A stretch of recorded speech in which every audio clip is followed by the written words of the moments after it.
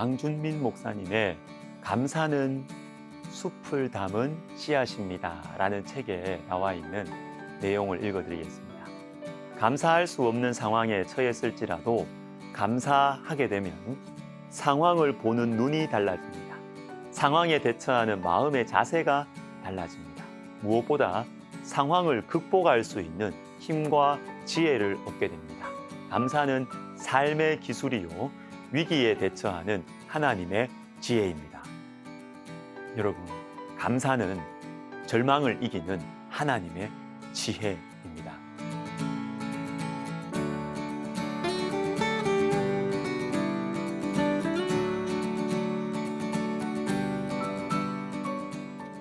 자, 유명한 말씀인 하박국 3장 17절과 18절을 읽어드리겠습니다. 비록 무화과나무가 무성하지 못하며 포도나무에 열매가 없으며 감람나무에 소출이 없으며 밭에 먹을 것이 없으며 우리의 양이 없으며 외양간에 소가 없을지라도 나는 여호와로 말미암아 즐거워하며 나의 구원의 하나님으로 말미암아 기뻐하리로다. 없는 것들이 많죠. 무화과나무, 포도나무, 감람나무, 또 먹을 것, 양과 소. 이것은 이스라엘 백성들이 살아가는 데 있어서 꼭 필요한 것들이면서 또한 너무나 당연하고 평범한 것들이었어요. 이런 거죠. 주님, 제가 무슨 큰 명예를 원했습니까? 억만장자가 되게 해달라고 했습니까? 남들 다 가지고 있는 것, 남들 다 누리는 것 있잖아요. 그것 좀 달라고 하지 않습니까? 왜 나만? 왜 우리 가정만? 왜 우리 자녀들에게만 이거 안 주십니까? 그러나 이런 상황에서도 하박국은 즐거워합니다. 여호와 하나님, 나의 구원의 하나님 때문에 감사하는 것입니다. 요즘 청년들, 우리 청년들의 가장 큰 소망은 평범하게 사는 거예요. 왜냐하면 지금 우리 사회는 평범하게 사는 것이 너무 힘들기 때문입니다. 남들이 다 가지고 있는 것, 내 친구들, 뭐 공부를 탁월하게 잘했던 그런 친구들이 아니어도 그냥 그저 그런 친구들이 다 누리고 있는 것, 그것들을 나도, 내 자식도 가졌으면 좋겠다는 것입니다. 무화과나무죠, 포도나무죠, 양과 소인 것입니다. 주님, 이런 것들 좀 주시면 안 됩니까? 그러면 제가 감사할 수 있을 텐데요. 자, 디모데후서 4장을 보겠습니다.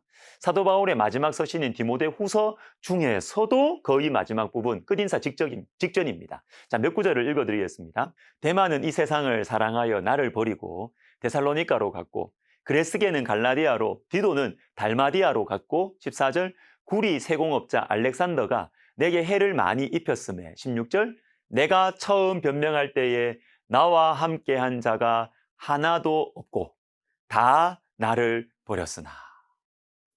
나를 버리고 해를 많이 입혔고 이런 사람들 많고, 그죠? 나와 함께한 사람은 하나도 없고 다 나를 버렸다. 아니, 여러분, 한번 생각해 보세요. 사도 바울 정도 되면, 바울처럼 평생을 주님께 헌신한 사람이라면, 바울처럼 훌륭하고 신실한 목회자라면 인생 말년이 좀 멋있어야 되잖아요. 아니, 좀 고생은 했어도 고생했기 때문에 사람들의 존경을 좀 인생 말년에 받아야 되지 않습니까? 평생을 한결같이 주님과 주님의 나라를 위해 헌신한 당신을 존경합니다. 바울, 당신을 본받고 싶습니다. 이 정도 돼야 되는 거 아니에요? 근데 여러분 보십시오. 나를 버리고 나와 함께한 자가 하나도 없고 다 나를 버렸다. 평범한 행복도 없는 거예요. 감사할 수 없는 형편인 것입니다. 그러나 이 말씀의 마무리를 보십시오. 마무리가 이렇게 됩니다. 디모데후서 4장 18절. 그에게 영광이 세세무궁토록 있을지어다. 아멘. 하나님 찬양이에요. 감사해요. 하나님께 영광을 올려드리는 것이죠. 그럼 어떻게 이럴 수 있습니까? 믿었던 사람들에게 버림받았습니다. 존경 대신에 고독을 벗삼아 살아가는 이 노년의 사도 바울의 삶, 서럽잖아요. 원통하잖아요. 억울하잖아요. 사람들이 싫고 하나님께 내가 과거에 충성한 것이 후회되지 않겠습니까? 그런데 이런 형편 속에서 도대체 어떻게 감사할 수 있느냐 하는 것입니다. 바로 17절 때문에 17절입니다. 주께서 내 곁에 서서 나에게 힘을 주시고 다 나를 버렸어요. 다 떠나갔어요. 그러나 끝까지 나를 떠나지 않으시는 이 한 분이 계셨던 것입니다.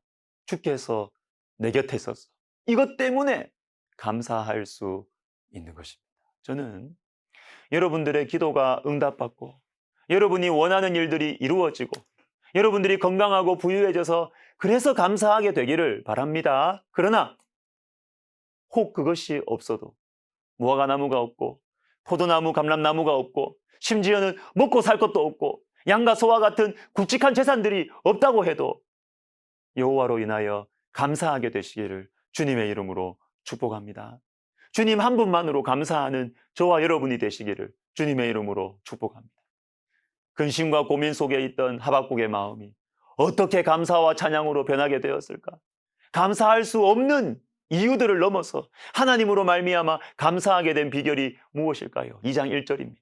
그가 내게 무엇이라 말씀하실는지 기다리고 바라보며 나의 질문에 대하여 어떻게 대답하실는지 보리라 하였더니 하나님께 질문했죠. 고민을 가지고 하나님께 정직하게 질문했습니다. 그리고 주님의 대답을 기다리고 기다렸습니다. 여러분 이게 뭐예요? 정직하게 질문하고 그 대답을 기다리는 것, 이게 뭘까요? 기도입니다. 기도. 여러분 기도는요, 원하는 것을 달라고 하는 것이기도 하지만 내 고민 털어놓는 것이 기도이기도 해요.